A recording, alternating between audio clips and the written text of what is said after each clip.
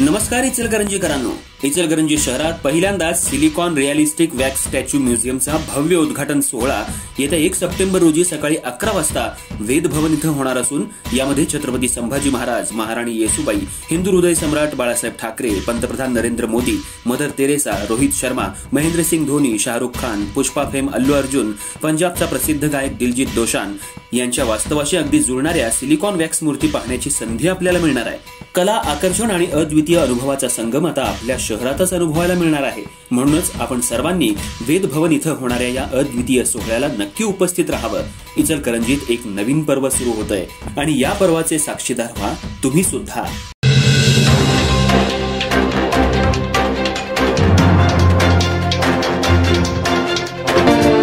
Ganpati Bappa Morya. M मराठीच्या सर्व प्रेक्षकांना गणेश चतुर्थीच्या हार्दिक शुभेच्छा। नमस्कार, मी तेजस्विनी मगदुम। एम मराठीमध्ये आपल्या सर्वांचं स्वागत आहे। पाहूया ठळक घडामोडी। कोरोची येथील मोरेश्वर गणेश मंदिर, पाटील वसाहत आणि ग्रामपंचायत कोरोची यांच्या संयुक्त विद्यमानं दरवर्षीप्रमाणे यावर्षीही घरगुती सार्वजनिक गणपती विसर्जन सोहळा मोठ्या उत्साहात संपन्न झाला।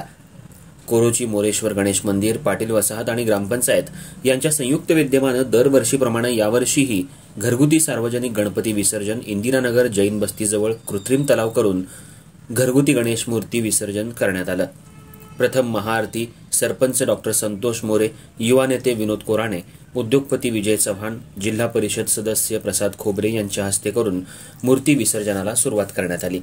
यावेळी बोलताना शहापूर पोलीस निरीक्षक सचिन सूर्यवंशी यांनी सांगितलं, मोरया मंदिर आणि ग्रामपंचायतीचं काम आदर्शवत आहे। प्रत्येक वर्षी पर्यावरणपूरक गणेश विसर्जन केलं जातं। अशाच पद्धतीनं इथून पुढेही पर्यावरणपूरक गणेश विसर्जन करावं असं आवाहन त्यांनी केलं। या प्रसंगी घरगुती गणपती 3000हून अधिक मूर्ती दान करण्यात आल्या।